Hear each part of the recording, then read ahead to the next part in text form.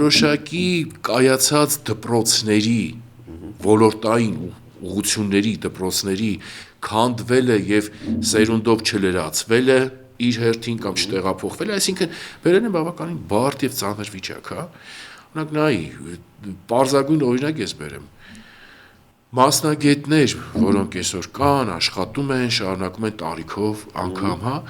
դու շատ դեպքերում ականատես ես լինում, որ մի մարդը մի քանի բուհում միաժամանակ դասավանդում է,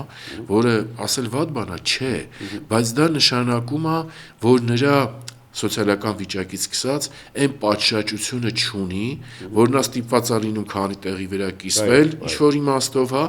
եւ ներողություն, այդտեղից մի անգամից հետեւություն, հա, նա իր ամբողջ պոտենցիալը մի տեղ դնելու հնարավորությունից էլ չէ զրկվում, ինչ-որ իմաստով։ Հիմա, հետեւաբար կա խնդիր։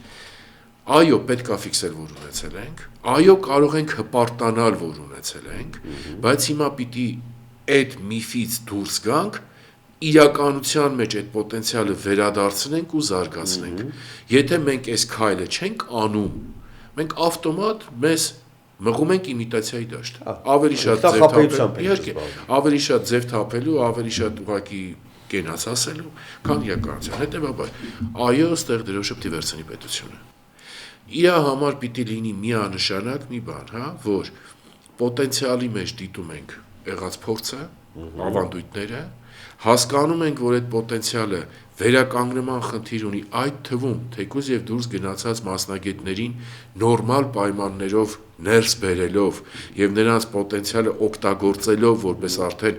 դպրոցներ դնող, հետևորդներ դնող, իրավիճակ զարգացնող,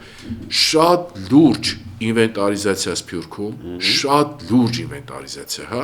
ներգրավումով եւ վերջը առանց որևէ բարդույթավորման, այդ թվում օտարերկրյա մասնագետների ներգրավմամբ։